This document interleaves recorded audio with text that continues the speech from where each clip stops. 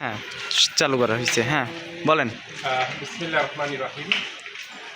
আমরা আজকে আপনাদেরকে দেখাবো আমাদের আব্দুর রাজ্জাক ভাই।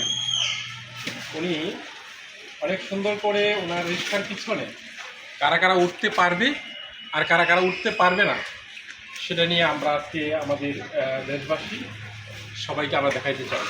তা আমি আজকে রাজ্জাক ভাইয়ের সাথে কথা বলতে চাই। রাজ্জাক ভাই, আপনি এই যে কথাগুলি লেখলেন, যারা সুদের ব্যবসা করে সাথে জড়িত তারা উঠতে পারবে না, তাই না?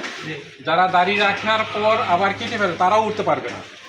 পর্দা ছাড়া মহিলা গাড়িতে ওঠা নিষেধ, ওনার গাড়িতে ওঠার পর ধূমপান করা সম্পূর্ণ নিষেধ। জি, বাবা মার অনুমতি ছাড়া বিবাহ বন্ধনে আবদ্ধ হয়েছে এমন ব্যক্তি উঠতে পারবে না। সম্পদ বা অন্যের সম্পদ আত্মসাৎকারীও সে উঠতে পারবে না। আমার গাড়িতে বসে অনুগ্রহ করে কারো গীবত বা কেউ মিথ্যা কথা বলতেও পারবে না।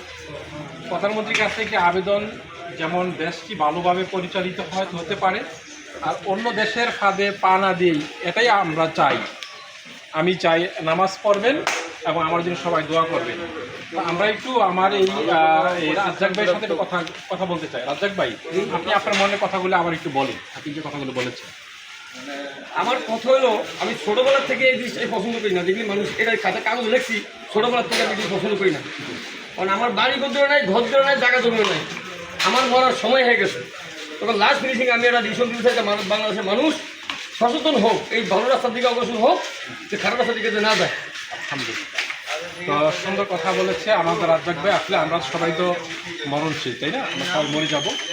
আমরা যদি নিজে ভালো কাজ করি, অন্যকে ভালো কাজ করার জন্য উপদেশ দেই, তাহলে কিন্তু আল্লাহর কাছে আমরা যা পেতে পারি, তাই না?